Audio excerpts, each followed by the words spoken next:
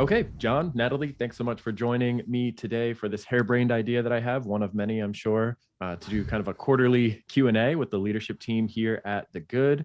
I think the context here is really just we crowdsourced some questions that folks have about how we run the agency, maybe about conversion rate optimization, e-commerce growth, anything related to the world that the three of us live in day to day. And I just thought it was an interesting opportunity for us to be transparent about what we're working on, how we think about things, how we solve problems, and that kind of thing. And people like reality TV, so this is kind of in the same vein, just in an audio format primarily. So maybe a quick introduction from the two of you for anybody who doesn't know. They know me as the host of the show. So James, director of marketing here, but Jon, let's start with you, and then we'll go over to Natalie. Founder and CEO, the old school here. My name is Natalie. I'm Director of Conversion Rate Optimization Strategy here at The Good. Been creating my own problems and then solving those problems here for the last 4 years. That's my preferred strategy, is just keep creating problems. It's job security, right? There's something else that needs to be handled, and Jon doesn't want to do it. So that keeps as long as the two of you solve the problems, I'm good with that. Yeah, that sounds good. Cool. So let's just jump into some questions here. There's no real rhyme or reason to it. Again, they were crowdsourced primarily from Twitter, but also some Slack DMs. And I guess I'll be the facilitator or the host here. And some of these questions feel more appropriate for certain participants than others. So we'll start by directing one to Jon.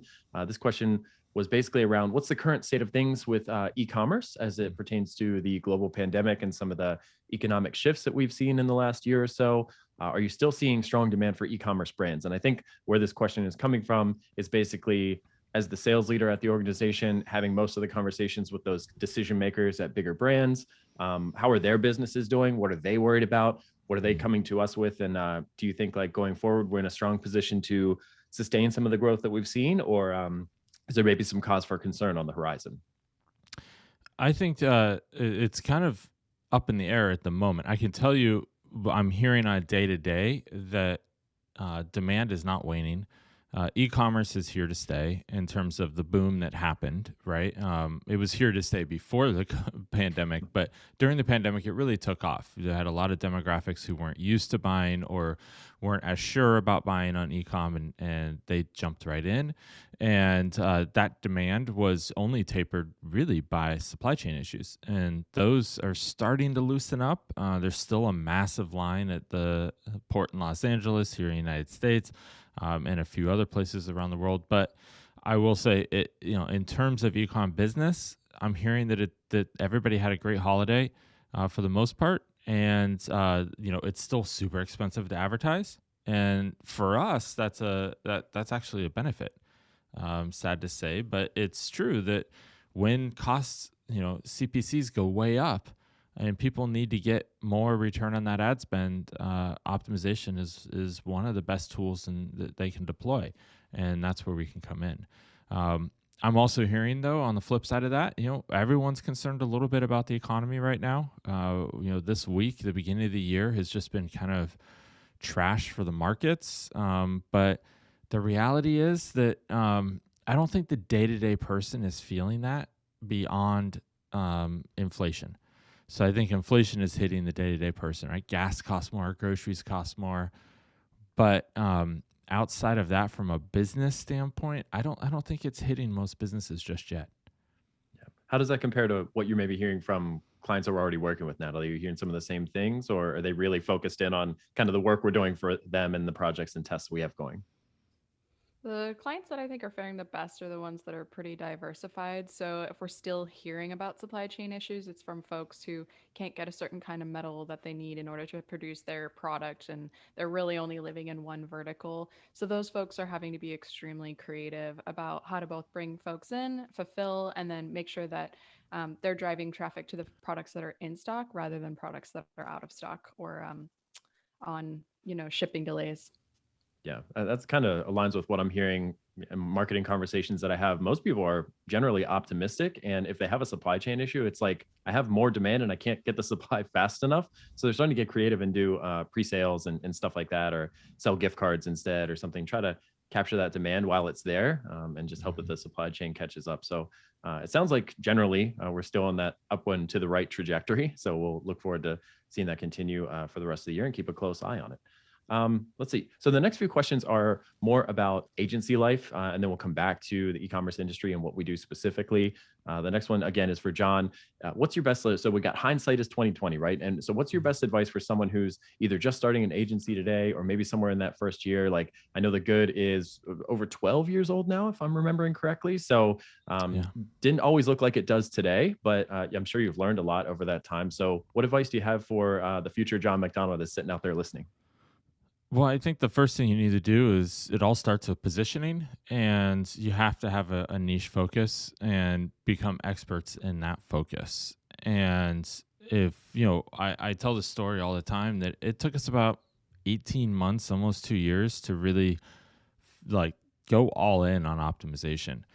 And we were an e-commerce development firm when we first started. That was kind of the game, and we did optimization, and I realized it was a commodity because it just is, unfortunately. Now there's other stuff you can add on to it, you could be the best at it, whatever, but all those are really fringe and really hard to prove. So and a lot of clients aren't going to buy just because of that, right? So it's interesting. I think that the first thing that an agency should do starting out is narrow that focus and have really good positioning where they do specific X thing for specific Y market. And if we had went all in from the get-go on optimization for e-commerce brands, I think we'd be 2 years ahead.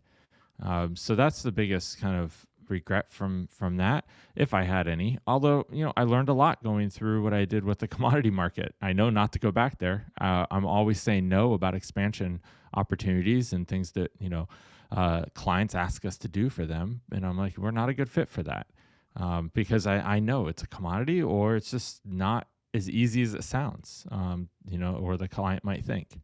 So I think having positioning is the first key, and that's where most agencies starting out fail, because they start by a subject matter expert coming in who can do the work quite well and is tired of doing it for somebody else and not reaping the rewards. And so they go and they start doing the work again, and they basically have started themselves a job instead of a business. And they end up really just focusing on getting more billable hours or things of that sort instead of the high overarching strategy, which really begins with positioning. Yeah, and I think, from the outside looking in, I don't do any of the client work here, but some of what I see being communicated from Natalie and her team, we do a lot of that on behalf of our clients. And we advocate for them to have stronger positioning, right? And you can't be a solution for everybody in your market. If you're running a test, if it's a headline or something like that, tailor that to the specific audience. Try to talk to one person, not 100 different people, right? Maybe I'm mischaracterizing that. What do you think, Natalie? Is that what you're seeing? Yeah, I would agree. I think that there is a really strong relationship between the product that we're delivering and how we're trying to explain what that is. And being able to say, I have a really good understanding of who this strategy is for. That's, one of those personas, maybe an e-commerce operator, and maybe they really own the data and they're really excited by numbers and they want to get a little more context around one part of that.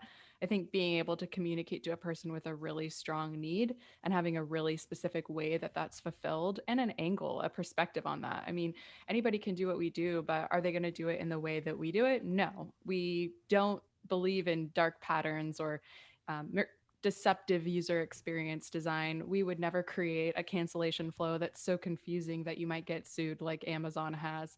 So I feel like our perspective is another added part of how we approach things in that positioning. And we're always trying to communicate that through our marketing efforts. Yeah, love that. Love that perspective. We're talking about something that we've learned over the last decade or so. I think it'd be a good point to introduce something we're still learning, which is transferring or transitioning into more of a remote setup. I know historically the Good has had a footprint there in Portland, and pretty much 100, close enough to 100% of the folks were coming in there into the office and working together. We always had contractors and stuff like that supporting us. But more recently, the world has kind of forced us to, like a lot of folks, to go more into a hybrid model. So we still have a lot of folks that are locally located in Portland. We still have an office space, but we're kind of in this transitory phase where I'm sitting here in Cleveland, Ohio. We've got folks in Lima, Peru. We've had folks in Chicago, and that's only going to continue to be more diverse as we continue to grow the team. So we haven't always been remote friendly, so to speak, in the definition that most people use it today. But at the same time, like that's the direction we're heading. So, I guess the question here from the audience is like, how are we taking something that has been traditionally a brick and mortar kind of establishment and bringing it into more of a hybrid or a remote friendly workplace, and just making sure that those relationships are still strong, everybody still feels heard and appreciated. And the fact of the matter is we still need to get the work done. So what have been the challenges or the learnings there along the way? Should direct that at a specific person, bad host. I don't know. I'll say, Natalie, you have the biggest team, right? Technically, Jon sits on top of the entire company, so that you could argue that point. But I would say like you have the biggest team and still largely locally based. So as you have new team members come in from the marketing team or otherwise that are remote, like what has been something you've learned or something that you think be helpful to the audience that way? Yeah, well, let's take a step back and just understand that I think we're still a Portland business, and that has always been part of our positioning that we're in the community, we're a B Corp, we're dedicated to doing good, as if you will. When we have volunteer events, they're for businesses and communities, 501c3s or small nonprofits that are really important to our team and are really close to our heart. And those usually happen to be Portland establishments like Portland Backpacks. I will say, though, that having a remote team has made us get really creative in terms of how we're continuing to think about being Portland based. I think making sure everyone feels really included in those volunteer events specifically, but as well as during the onboarding process has been really important to us. We had a really good foundation that set us up really well for remote work. We were already on Zoom, we were already on Slack, and we already had a process in place for, well, how do we make someone feel included when they're in their first day, 10 days, 30, 90 days of working at the good. So we have things like an onboarding buddy, someone that you can just go to and be like, hey, I actually don't really know how to use the espresso machine. No one ever taught me on my first day. Or, hey, is it cool if I post this in this channel in Slack? Or is that for a different kind of channel? And it's kind of about making someone feel like there are no unwritten rules. We want to have everything really above board. And so making sure that people know both, the snacks are for them if they're in the office, and that they can ask this kind of question in this kind of channel just helps that sense of inclusivity. So I think it's definitely challenging. I mean, it takes a lot of creativity, like I said, to get that whole team to feel included and to still feel really like we are Portland based, but we find ways to make it work. How about you, Jon? You've been here for the entire ride. I know you probably made the decision or were forced to make the decision to go more remote or more distributed. So how has that experience been for you so far? Well, I'll say, first of all, it's been lonely in the office. I'm the only one here in a large headquartered office all by myself every day. But, I will say we've always been remote friendly. We haven't been remote first, but we've been remote friendly. And I say that because, A, we've never had a butts and seats culture. We don't track time. Right? We're not checking in on people. We hire adults and we help them do the best work of their careers. And that's, I expect that when we bring people in, they're going to, want to be part of the team and contribute, and they're not going to take advantage of it. And in fact, the peers on the team will not let you take advantage of it because that's going to fall back on them. And so we kind of have had a culture where, it doesn't matter when or where you work, as long as you're getting your stuff done, nobody cares. So that transition was not really an issue. Now, yes, we have a headquarters here in Portland. It has a physical office. How long we have this, I don't know. I mean, we have a lease, but I mean, after that is a question I don't know the answer to. I will say, however, that I think that won't replace us always getting together over a couple times a year as a bigger team. I think that those in-person interactions are still important, and we'll find a way. The budget that we spend on this office every month will likely go to flying everybody someplace and putting them up for a few days, a couple times a year. So that's likely what it's going to transition to. But regardless, I also think, for 99% of our clients, we've never met them face to face. And that was true before the pandemic. So our clients don't care. We never skipped a beat with the clients. They had no idea. And again, I think that all goes back to our positioning. We've been so well defined in what we do, and we're experts in that because we see the same problems over and over and over because we're focused on this industry and this challenge, that clients come to us for that. They don't come to us to have buddies. They're not looking to be friends with us and like want to hang out and go get drinks. They're looking because they have a serious pain point, and they know we can solve that for them. So I would say remote friendly has always been part of it. Remote first has not been, and that's been the change.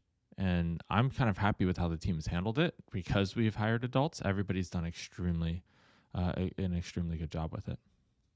Yeah, I think that's the biggest learning point for me, or the biggest observation I've had. I mean, we have these touch points that kind of keep the conversations flowing and keep break down the silos, so to speak. So we have a tool called 15.5 that is kind of like a weekly pulse check. We still have a huddle every Friday. We have coffee chat every Wednesday, which is like a no agenda. We can't even talk about work. That's the rule, right? Come in and talk about anything but work. So they're like little micro touch points that I think a lot of businesses are doing. The biggest learning for me is actually on the front end and in hiring and onboarding. It's like all of a sudden you have to, if you're going to have a specific position that is remote first, that's maybe a different kind of person that really embraces kind of like autonomy and independence. And a lot of people say that they're okay with that, but if they've never actually worked remotely full time, it can be hard to really know if it's a good fit for you. Like I like to be alone. I like isolation and to sit on the couch and read or whatever, but like that doesn't mean I want to be single. Like if I had to live by myself 24 hours a day, every day, eventually, yeah, I would get lonely, right? So there's a spectrum of like independence and autonomy. And some people may say, yeah, I can operate fine in this 12 by 12 office from home all the time with nobody to interact with. But then when you get in there, month 1 is fine, month 2 is fine, all the way out to month 9 or 10. But then somewhere along the way, it's like, man, this really, for whatever reason, doesn't feel fulfilling. And so I think there's like something on the front end in the hiring where like ideally experience in a remote setting is kind of the best indicator I found. But one of the things I really loved is when I came on, Jon asked me to fill out basically like how to work with James document, right? And there wasn't really an official template, but it's like, here are my preferences. Like, here's how I look at the world. Here's how I manage my schedule ideally day to day. Here's how I like to communicate asynchronously. Here's how I like to receive feedback. And you put that stuff on paper, and it's not like, here's the way I do things. So now, Jon, you have to, bend yourself in half to accommodate that, or vice versa. It's more like, let's independently read this about one another and figure out where we already kind of align. And then where we don't align, let's work out some kind of common ground, right? And I think that went a long way. That's something I asked Caroline to do when she joined the team. And I would make it a permanent state for any new member. Is basically like, what's your ideal day look like? What does your ideal work style look like? How can I be a good manager to you? And here's how I like to manage a team. And let's figure out how that works, not just in a remote setting, but just overall. Like, how do you like to, how are you most effective? And how can I play a role in, supporting that and sustaining that? Feel free to react to that if you want, or I'll look for the next question out of the group here that seems to make sense. Well, I mean, I shared a how to work with Jon document too, and I think that's been really helpful. And I just wrote down a note to share that with everybody who joins the team moving forward, because I think it's important just, for everybody to know, hey, if I don't respond to you right away, that doesn't mean I don't like you, right? I mean, I think that it's helpful to set that ground up front, right? And I think that it's important that you, again, as adults, we all have preferences. We all know how we work best. And so it's great to communicate that up front. And that was why I asked you to put that document together, knowing that you were one of the first on the leadership team to be remote. And I wanted to make sure that we dived really deep into that immediately. And that seemed like one of the best ways to do that for me. Okay, cool. So one more about kind of agency life, and then we'll transition over into e-commerce or CRO specific type of questions. This one's all about EOS, or the entrepreneurial operating system. We could have an entire episode just on our experience through that, but I get this question so much, I want to at least touch on it today. So I think that basically the question here is like, EOS is getting popular or was already popular and we jumped on the bandwagon. I'm seeing it all over Twitter. Should we implement this at our e-commerce brand or whatever the business model is? And I'm like, yeah, we went through it. It would take me 10,000 words to tell you everything I know about EOS, right? Or it would be like a 30-minute video and nobody wants to watch that. But maybe in a nutshell, like, we're coming up, I think we just had our 1-year anniversary of officially like kicking it off, starting with the leadership team and then starting to introduce it to the rest of the company. So maybe from your perspective, let's jump over to Natalie, since we just had a big response from Jon. Like, I know EOS was new to you and we were lucky enough to work with a great facilitator to kind of start that process. I had been through it before, so I think it'd be great to get a fresh perspective from you as like just initial reactions, checking in a year later, like how do you think that's going? Yeah, I would say the most valuable thing that, well, maybe there's two things that are the most valuable that have come out of EOS for me. One is the idea that I think we already had a culture of this internally, but just putting it down on paper and saying it out loud has been really helpful. That the leadership team, we go into a room, we argue it out, and we come out aligned. And I think that's really made it clear what our goals are whenever we go into a strategy session. And coming out with a really clear vision that's well articulated and painted super clearly and that we're all agreed on has been really a great driving force in the last year. Um, I think the other thing that I really appreciate about just having gone through EOS, part of the process is just identifying, discussing, and solving problems. And you have a whole dedicated meeting to that once a week, once every other week, just with your working team. And for me, that solving piece is really crucial. I think we have a really strong culture of the good at the good of improvement. And so identifying and discussing problems was never an issue for us. We were always good at it.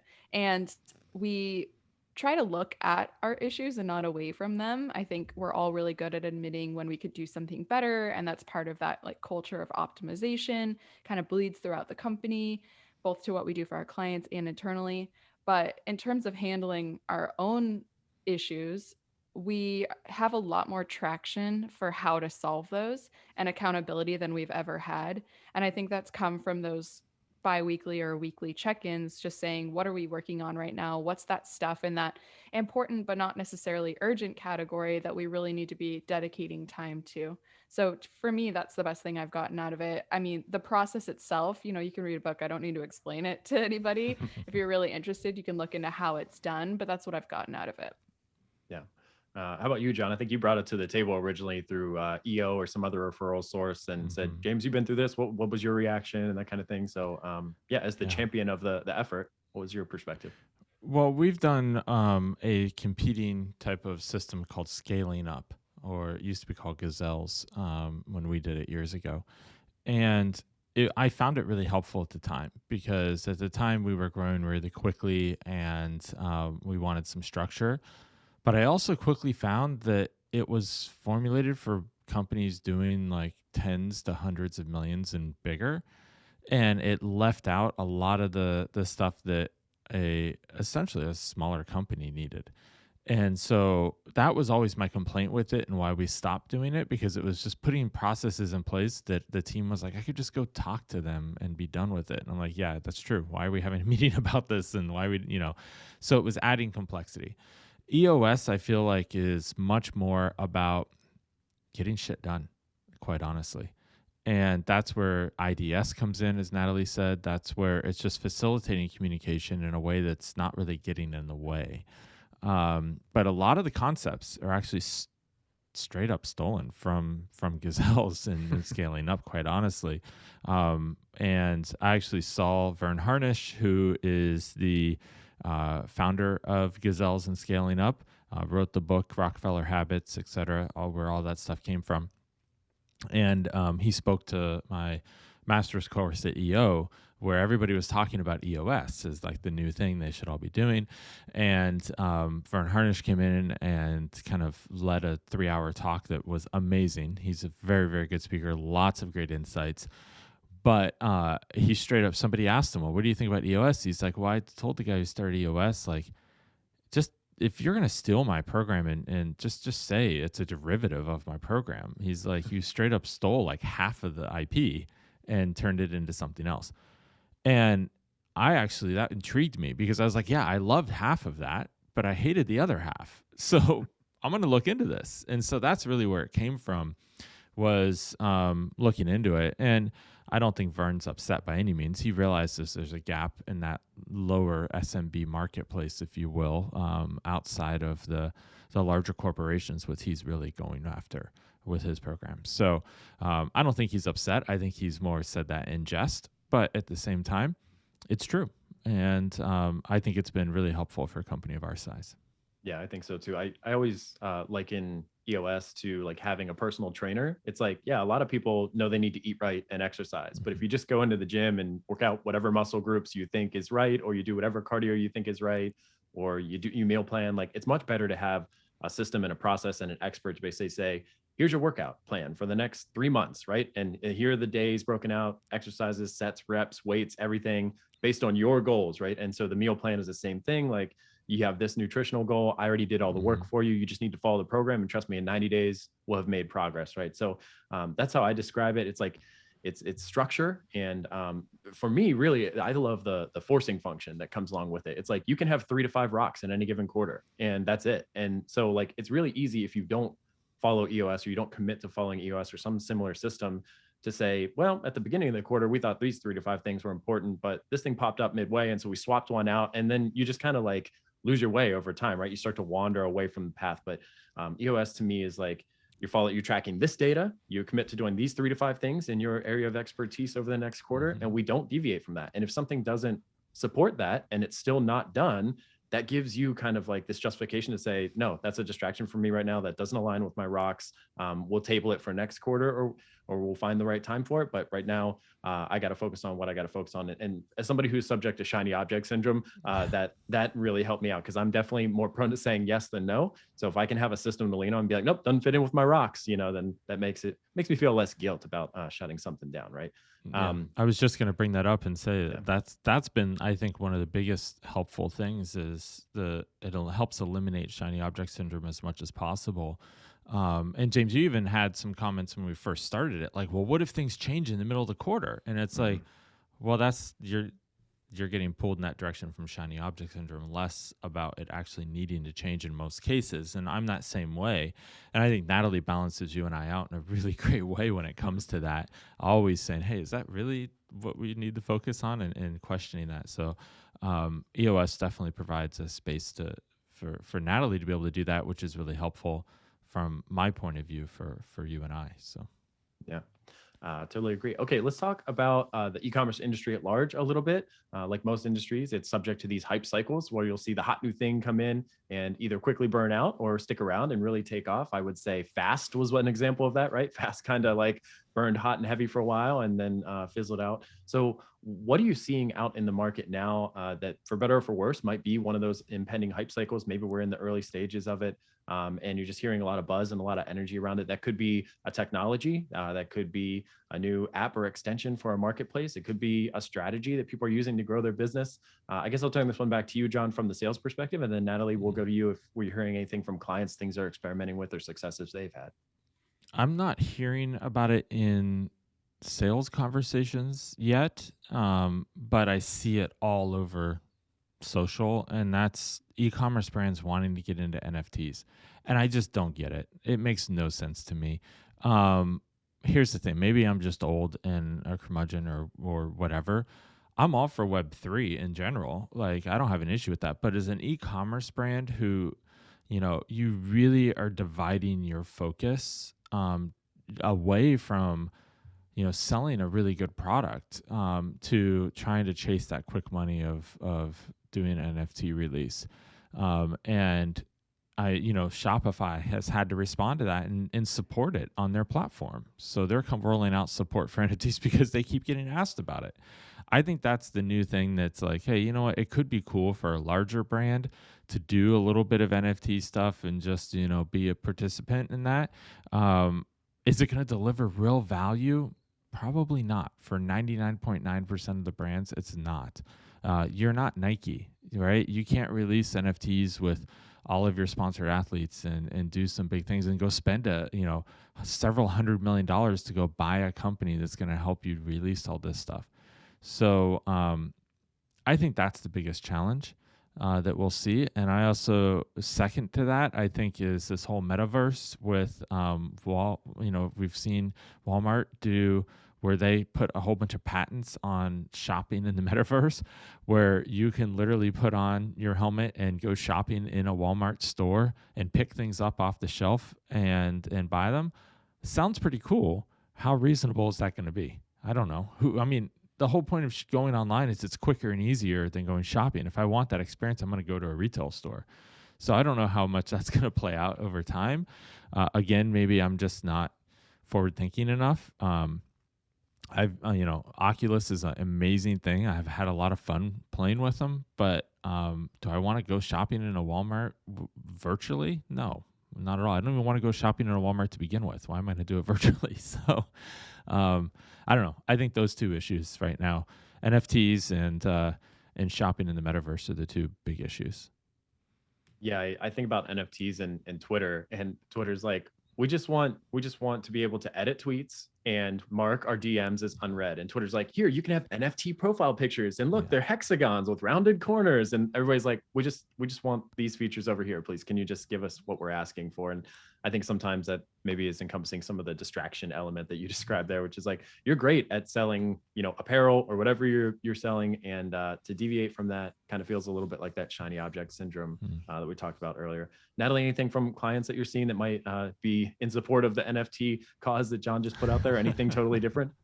I don't know. I feel like I'm back down on Earth and Jon's telling me what's cool in space. But for once, the tables have turned. Yeah.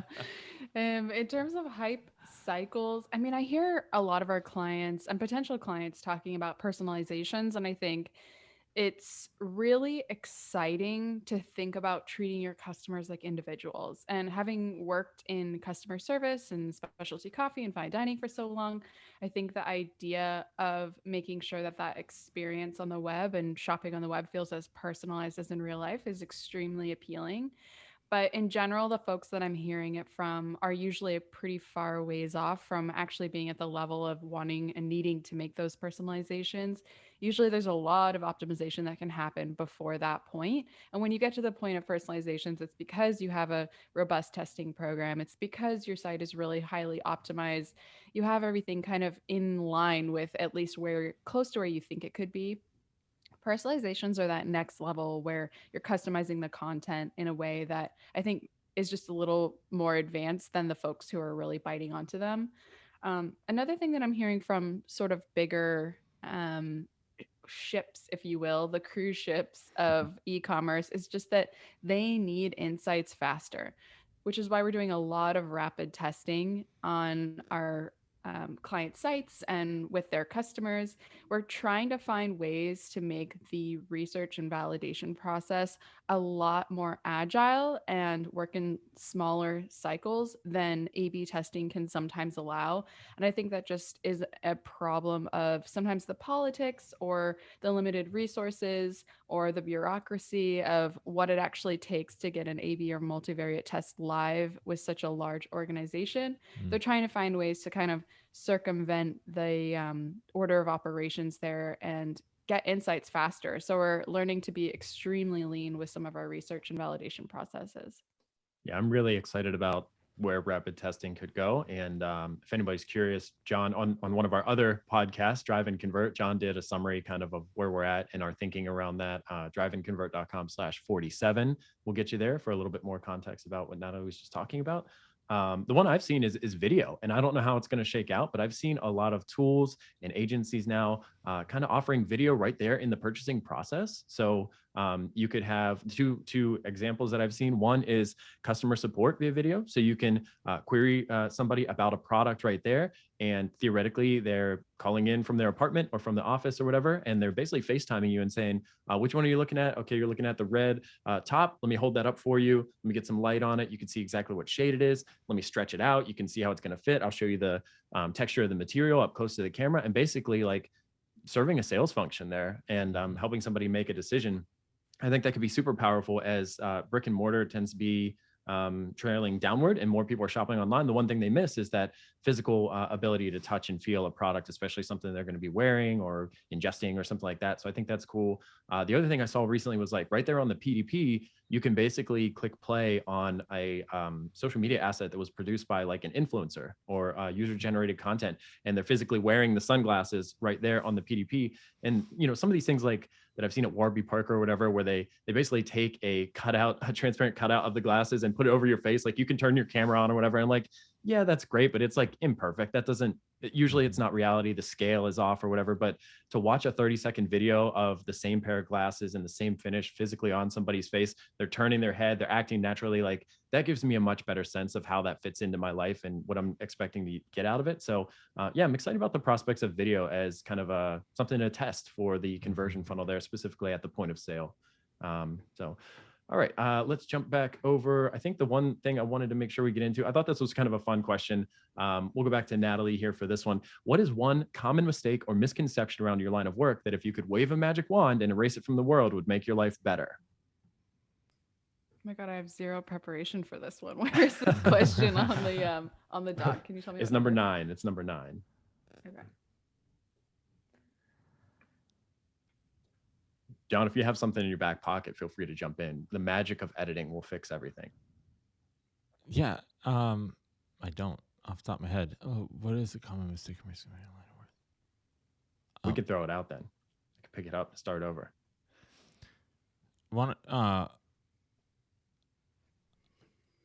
Yeah.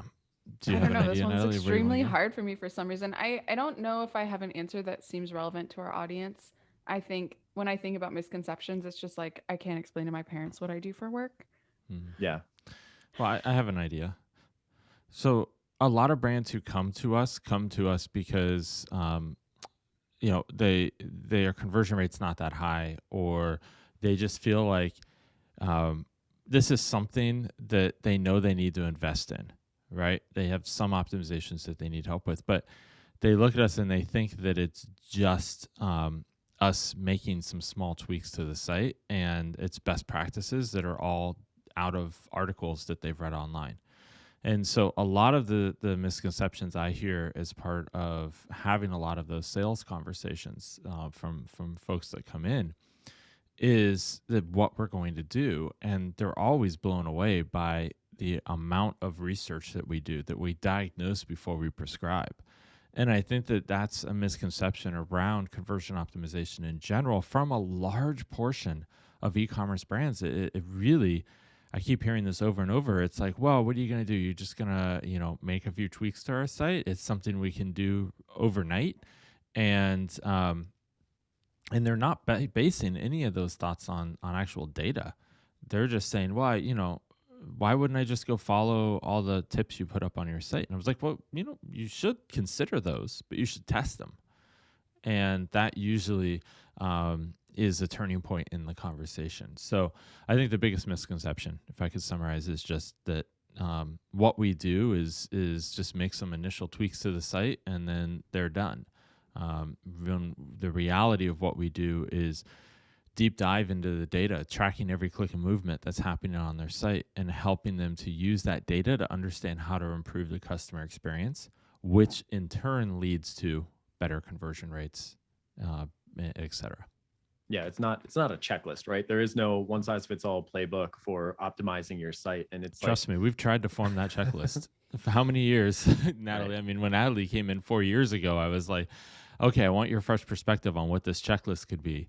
And she's like, there's no checklist. I'm like, there has to be we've got to systematize this. We've got to have a checklist. And it's like, no, every time we do a conversion growth program, it's customized for the site we're doing it for.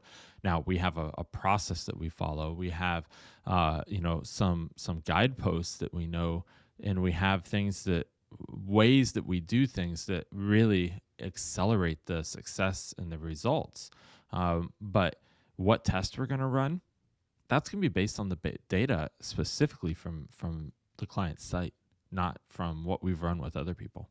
Yeah, I think what that brings back to me is that personal trainer example, which is like you could work with a firm that says they'll run hundreds of micro tests, right? And yeah, sure, you might get results, or they might say, yeah, we have a standard process. We run all our clients through it. We get great results from it. Sure, go ahead and try that. But would you rather like wing it in the weight room or whatever you're trying to pursue, right? Or would you rather have a coach, whether you're trying to learn how to sing or play piano or paint or, get fit? Like you want an expert that is going to come in and first do a diagnostic. That's the important part, is where are you at today and what are your goals and how far are we apart from those? And then maybe what assets or resources do you have at your disposal? And then how can we put a plan together that realistically gets you, closer to your end goal? But the phrase we always use is like, you're always optimizing, never optimized, right? And so I think that's kind of the mentality here, or the misconception is like, you're never really done. You might achieve your goal and then set a new milestone, but you're always experimenting, you're always running new tests, you always have new information or customer preferences change. So it's kind of it's the beauty of our work is like, been back to job security, like there's always something to work on. You never really have everything done, but at the same time, like if you come in thinking that you can just pull a few levers and get more money out of the money machine, like it doesn't always work that way. Natalie, do you have a perspective on this? I'm sure this ties into your line of work. So Yeah, I think the way I would respond to that is that one of our favorite phrases here at The Good is it can always be further optimized. So as we're looking at a website, it's not that it's bad, it could be further optimized. And I think some of the best clients that we work with are the folks who are always looking to get 1% better. And the misconception comes from folks who say, aren't we done? Aren't we done testing? Isn't this like good enough? It could always be further optimized. And that happens because user convention or web conventions change, user mental models change, trends change, the market changes, the quality of your product might change, your competitors might change, your competition might change.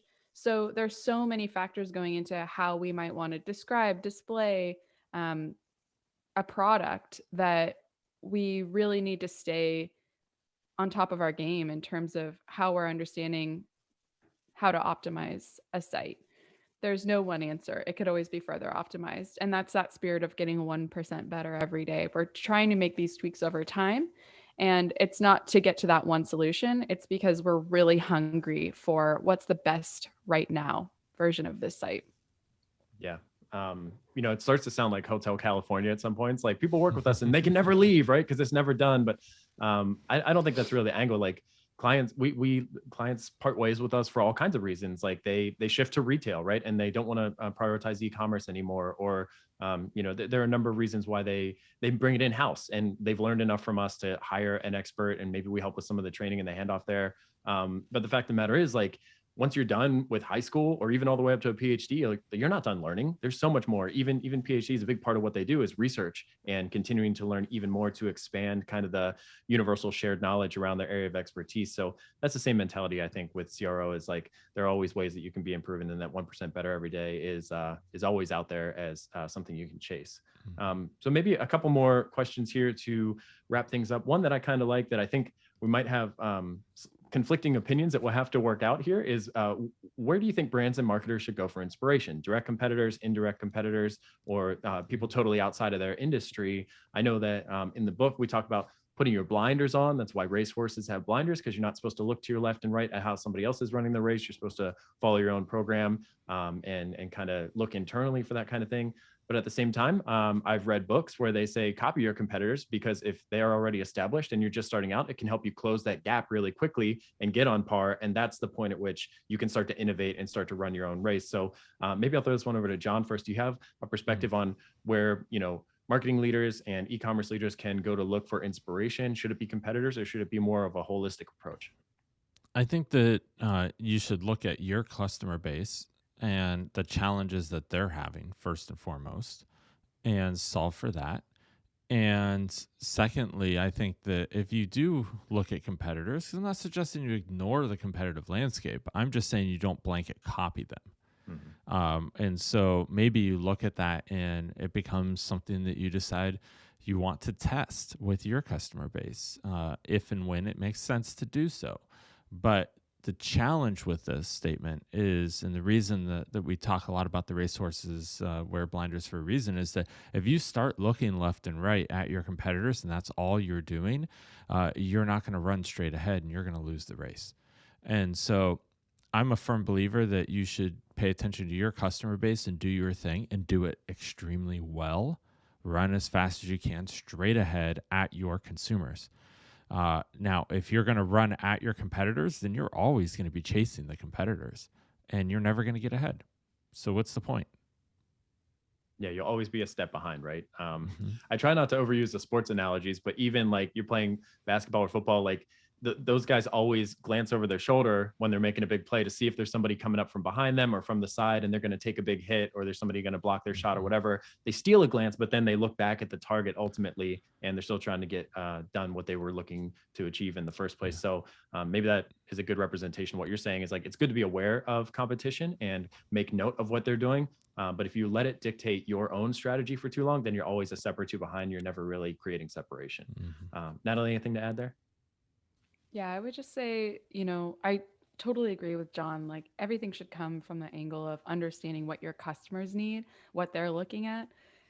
If we do look at competitors, it's more, non-standard verticals. So I really like taking ideas and inspiration for what to test from industries totally outside of your own. And that's because it helps you tap into what your customers or your users might be seeing in other places, whether that's on the web or in person. I mean, we get inspiration from just walking on the sidewalk and picking up a penny. It doesn't have to be from a website, right? So we're always looking for that next idea that's going to win another $1 million. And so those can come from anywhere. But I think it's most inspiring when they come from something completely outside of your industry. And it's not just reinventing the wheel, it's really looking for another way to align to user expectations, but add that surprise and delight as well. Yeah, I love that point about getting totally outside of your industry, customers, competitors, whatever. A lot of people advocate for positioning like Jon did at the beginning of the conversation. And I fully support that. Specifically in my world, in the marketing world, like I've always benefited from being a generalist or having like a diverse set of interests, because I've worked on software products, I've worked on educational or informational products, I've worked in e-commerce, and I like to pull lessons from each of those and apply them to a different context. And sometimes that's where the true innovation comes from. Is like, wow, software is light years ahead of e-commerce in terms of customer onboarding. So like it won't look the same, but can we take some of those nuances and touch points, and can we repackage them into kind of your conventional e-commerce checkout experience or post-purchase experience? And like, how can we replicate the success that they've already had? That's not really a competitor. That's drawing inspiration from another area and applying it to your area of expertise. So I love that you called that out, Totally. because and then there are tiers to it, right? So like I would always take a piece of data from a customer who's openly paying me money or opening their wallet to contribute to my mission over a competitor or overcome some kind of like generalist source. So that's just me. I guess you guys would probably tend to agree with that, but I'll let you just speak for yourself. I would say chances are most of us aren't doing something so unique that no one's ever had to solve a similar problem, which is why going into other verticals can be inspiring. I mean, if you're an auction site and you're having a hard time getting your customers to add their credit card to their account so that they can actually make a valid bid on a product, think about who else has had a similar problem. I mean, the banking industry has dealt with that forever. Sure, you can create an account, but putting in that $200 to activate it is a hump that every single bank has had to get over. So, in terms of putting your blinders on, yeah, great, put your blinders on, but also know that you're not the first person to solve this problem ever. And so there are places you can look for inspiration. Yeah, totally agree. Okay, maybe we'll bring it home with one last question. I think this one's stemming from the fact that when I asked for questions, I included that we almost doubled revenue this year. And so it was a really good growth year. There was a lot of stretching happening in a lot of different ways. So I think somebody posed the question, looking back over the last year, what was your biggest success? And also, what was your biggest challenge? I thought it'd be fun for us to answer this individually. Natalie, I know you've got notes in here and I've got some notes. So I'm open to whoever wants to start. Maybe we'll give Jon some time to think about it and we'll come around to him last. Yeah, I think my biggest challenge remains the same, which is getting the right people in the right seat. We're really concerned with our team and making sure that they're kind of doing their best work, growing in their skill set, evolving, learning, growing. And so I need to grow the team thoughtfully, but I also need to put people's skill sets to use in ways that are, nourishing and interesting to them and in ways that support our clients. So it's always a balancing act, plugging those pieces into the right spot. And if I solve this, I'm going to package it up and sell it because I assume a lot of other folks are having, the same challenges in growing a team. Yeah. Totally agree. From my seat, I think my biggest success here, they kind of go hand in hand, but historically we've been very focused on content marketing and attracting traffic through written material. In the last year or so, we've added audio and video onto that. People are experiencing that right now. And we're also doing like guest events and things like that. So the diversity of traffic generation or traffic acquisition channels has really expanded. But we only added one new person to the marketing team, and we're leaning on a lot of contractor support there. So kind of casting a wider net, so to speak, with effectively the same amount of resources are very close has been a good win for the marketing team here. And then the biggest challenge, I'm going to call out this maker versus manager identity crisis, as I called it.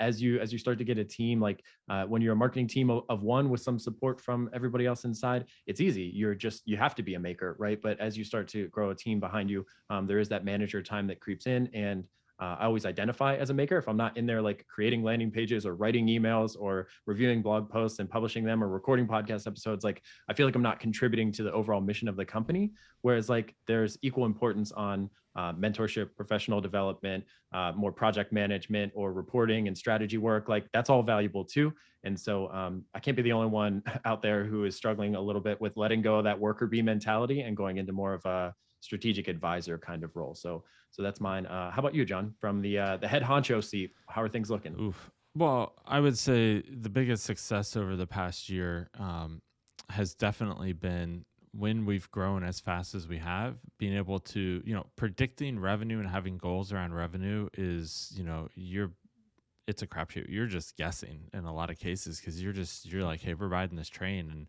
and we're going to slow it down if we feel like we need to or want to, right? Because not all revenue is good revenue.